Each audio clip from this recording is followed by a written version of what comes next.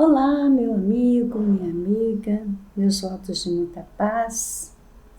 Este é o estudo do Evangelho da Federação Espírita do Estado do Espírito Santo.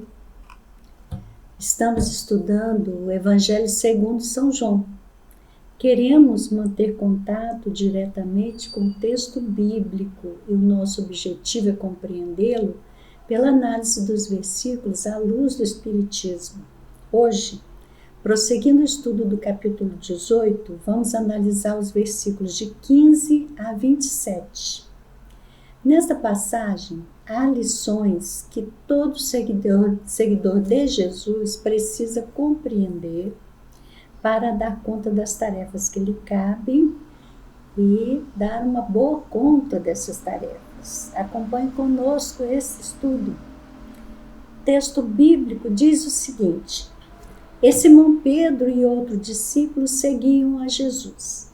E este discípulo era conhecido do sumo sacerdote e entrou com Jesus na sala do sumo sacerdote. E Pedro estava na parte de fora, à porta.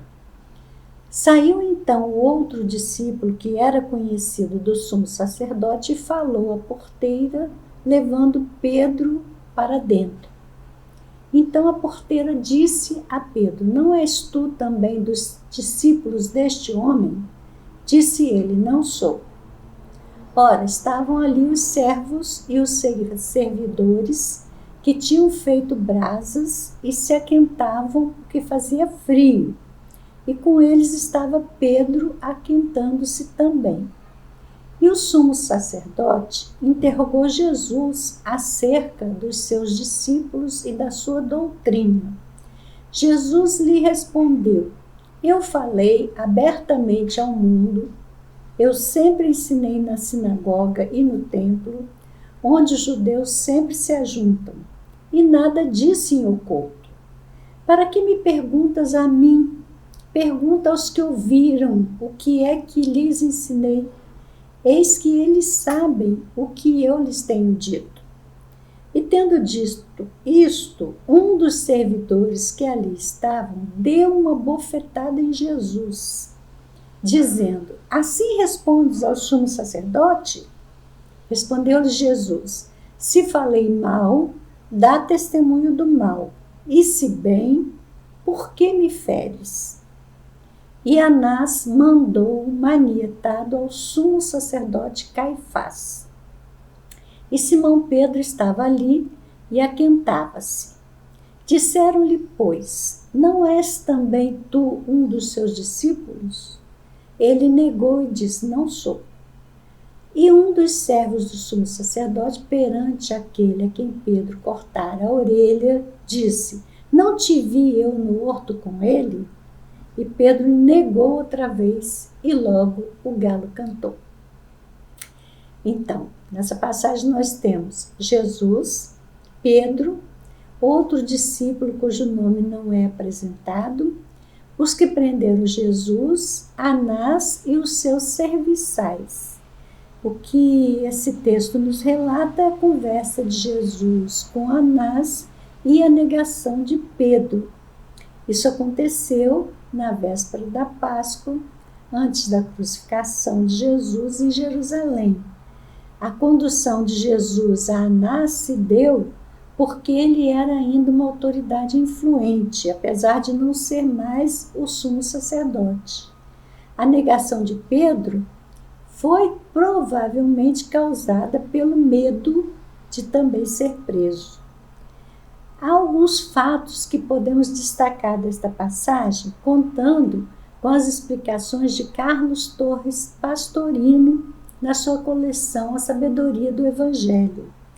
Primeiro fato: Jesus, a princípio, é conduzido ao sumo sacerdote. Primeiro Anás, que não era, mas depois Caifás, que era o sumo sacerdote. Num processo comum de prisão, o acusado não teria necessidade de comparecer perante Caifás. Barrabás não foi levado até lá, nem mesmo perante o sinédrio, pois a transferência da autoridade religiosa para a civil era feita por funcionários subalternos, Mas no caso de Jesus, não se tratava de um criminoso comum. Era indispensável que fosse ouvida a palavra da mais alta autoridade religiosa. Fato 2. Havia outro discípulo acompanhando Jesus. Alguns pesquisadores acreditam que esse outro discípulo seria João. Alguns propõem que seria Marcos. O importante é que esse outro discípulo era conhecido dos servos do sumo sacerdote, o que lhe facultou entrar na casa e introduzir também a Pedro. Terceiro fato, o diálogo de Jesus com Anás. O interrogatório só aconteceu pela manhã. O sumo sacerdote perguntou sobre os discípulos para avaliar a gravidade da situação e sobre os ensinamentos para avaliar quanto às divergências com os ensinos de Moisés. Então, Pastorino destaca a dualidade entre duas autoridades. O chefe da religião, constituída no mundo das personalidades, e o líder espiritual do reino das individualidades. No mundo, só a primeira é considerada. A segunda é perseguida, e no mundo antigo era assassinada, sendo hoje desacreditada pela calúnia. Então, o mundo continua sendo o mesmo. Quer dizer, o líder espiritual, o líder verdadeiro, aquele que fala a mensagem que vem de mais alto, dificilmente tem um reconhecimento público e generalizado. Geralmente a fala incomoda as autoridades que estão constituídas e assentadas numa zona de comodismo. Então sempre vai haver esse embate.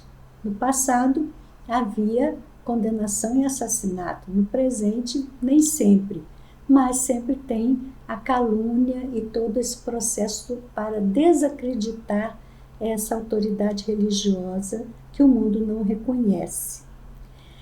Quarto fato, a atitude de um dos servidores e a reação de Jesus. A resposta de Jesus foi interpretada como desrespeito pelo servidor que o agrediu. Jesus não se submete, questiona essa atitude.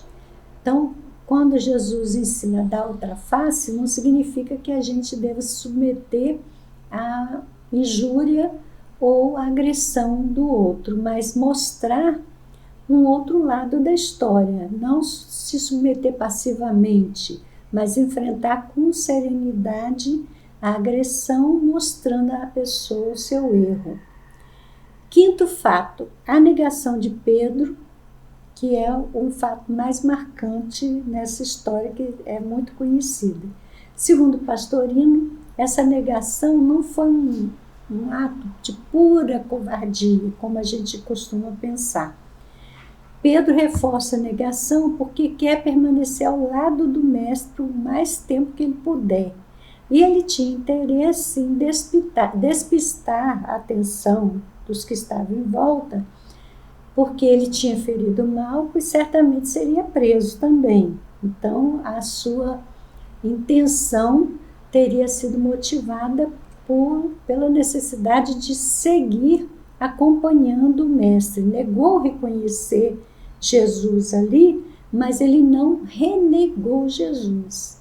Ele proferiu sons com a boca, mas o coração permanecia fiel a Jesus. Tanto que ele se meteu na casa do Anás, que é um local de perigo, exatamente para não abandonar Jesus, para seguir de perto Jesus. Então, a sua negação, as negações verbais, eram uma forma de driblar a atenção e seguir acompanhando Jesus. Essa é a opinião de Carlos Torres Pastorino. Amélia Rodrigues também analisa esse fato no livro A Mensagem do Amor Imortal, na lição 19. Ela comenta os julgamentos que aconteceram. Vale a pena ler o texto. E com Emmanuel, em Caminho, Verdade e Vida, na lição 89, ele vai falar sobre a negação de Pedro, mas segundo o relato de Mateus, porque Mateus também relata esse fato no capítulo 26. E no versículo 58 ele diz assim: e Pedro o seguiu de longe até o pátio do sumo sacerdote e entrando, assentou-se entre os criados para ver o fim. Então é esse trechinho que Emmanuel vai analisar e que nos transmite uma lição interessante. Quando examinamos só esse trechinho, com esses olhos que a doutrina nos ensina a ter agora, com os esclarecimentos que ela nos propicia. Comenta Emmanuel: o fracasso, como qualquer êxito, tem suas causas positivas. A negação de Pedro sempre constitui assunto de palpitante interesse nas comunidades do cristianismo. Enquadrar-se-ia a queda moral do generoso amigo do mestre num plano de fatalidade? Por que se negaria Simão a cooperar com o Senhor em minutos tão difíceis? Útil nesse particular o exame da sua invigilância. O fracasso do amoroso pescador reside aí dentro, na desatenção para com as advertências recebidas. Grande número de discípulos modernos participa das mesmas negações, em razão de continuarem desatendendo. Informa o Evangelho que naquela hora de trabalhos supremos, Simão Pedro seguiu o mestre de longe, ficou no pátio do sumo sacerdote e assentou-se entre os criados deste para ver o fim. Leitura cuidadosa do texto esclarece-nos o entendimento e reconhecemos que ainda hoje muitos amigos do Evangelho prosseguem caindo em suas aspirações e esperança por acompanhar o Cristo à distância, receosos de perderem gratificações imediatistas. Quando chamados a testemunho importante, demoram-se na vizinhança da arena de lutas redentoras, entre os servos das convenções utilitaristas, assestando binóculos de exame, a fim de observarem como será o fim dos serviços alheios. Todos os aprendizes nessas condições, naturalmente fracassarão e chorarão amargamente. A gente sabe pela história que Pedro depois percebeu e só entendeu o alerta, a advertência de Jesus quando o galo cantou, que Jesus tinha dito a ele antes, né? Que antes que o galo cantasse, ele teria negado 3 vezes, teria negado Jesus 3 vezes.